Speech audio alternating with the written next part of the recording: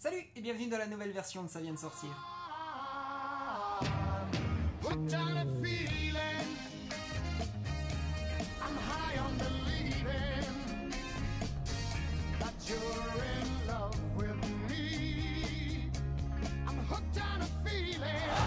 Les Gardiens de la Galaxie, le nouveau film de Marvel réalisé par James Gunn. Ah, ça faisait longtemps que j'attendais celui-là. Et j'ai pas du tout été déçu.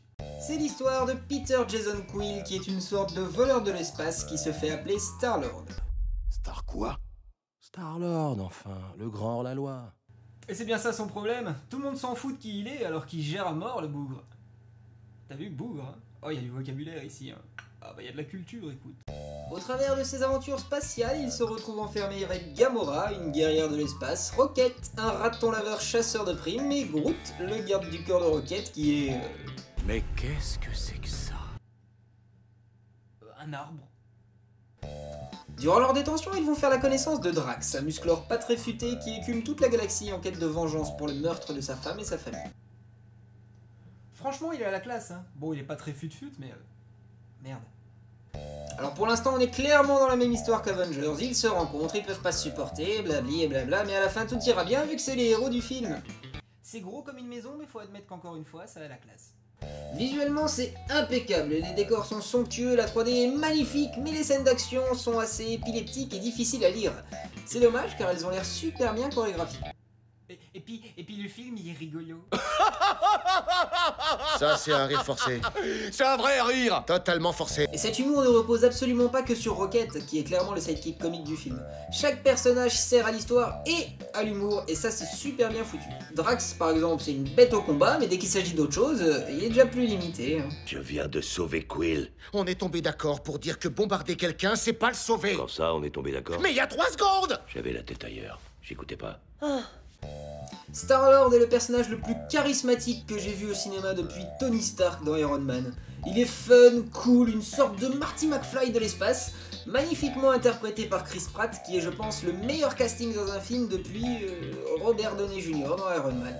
Quand on pense qu'avant ce film, ce mec était un sidekick comique rondouillard et qu'ils nous l'ont transformé en Star-Lord, plutôt qu'aller prendre n'importe quel beau gosse qui se serait cru drôle, genre au hasard Ryan Reynolds. Par pur hasard. Je trouve que c'est une idée de génie. Bon, le reste du casting est plus inégal, mais je tiens à souligner la performance de Vin Diesel dans le rôle de Groot, qui ne sait dire qu'une seule chose. Je s'appelle Groot. C'est sincèrement le running gag le plus drôle du film, son personnage est excellent, mais pourquoi aller choisir ce mec qui a dû prendre un bon paquet de dollars au passage, alors que n'importe quel stagiaire avec une voix déformée aurait amplement suffi. Tu savais que Vin Diesel, il faisait le doublage de sa phrase dans quasiment tous les pays? C'est une prouesse, hein. Le gros point fort du film pour moi, c'est sa bande originale, totalement rafraîchissante dans ce monde de blockbuster tout en étant absolument justifiée par l'histoire. C'est tout simplement énorme ce qu'ils nous ont fait là, et ce dès la première scène jusqu'à la dernière scène. Allez, un petit best-of rapide.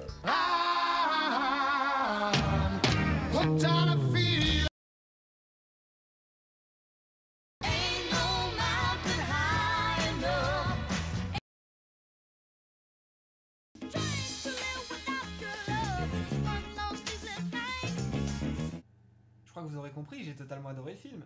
Non. Tu sors. Mais comme d'habitude, il m'est resté une petite question à la con que seul moi me pose. Ayant visionné la bande-annonce une bonne 50aine de fois avant de voir le film, j'ai été un peu surpris de voir que les événements de la bande-annonce et du film sont différents. En effet, dans la bande-annonce, on nous martèle ceci. On les a arrêtés tous les 5 sur Xandar. Ils se font appeler les Gardiens de la Galaxie. Quelle bande de dégénérés. Alors que dans le film, Drax n'est pas arrêté avec eux sur Xandar, il est déjà emprisonné, ils ne se connaissent pas tout ce petit monde et surtout le seul moment où le terme gardien de la galaxie est évoqué, c'est à la toute fin du film quand justement ils vont la sauver, la galaxie.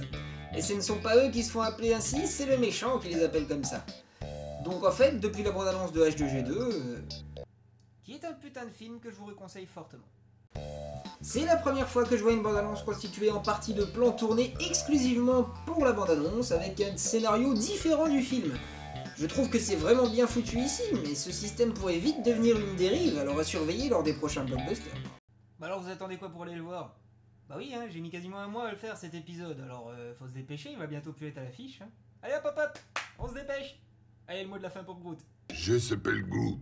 Ah, vous parlez pas le Groot couramment? Bon bah je vais vous traduire. Il a dit merci d'avoir regardé, j'espère que vous avez apprécié la nouvelle formule. N'hésitez pas à vous abonner, à lâcher un commentaire et puis à aller regarder d'autres épisodes, pourquoi pas. Si, c'est exactement ça qu'il a dit. Hooked on a feeling, I'm high on believing that you're in love with me. Lips as sweet as candy,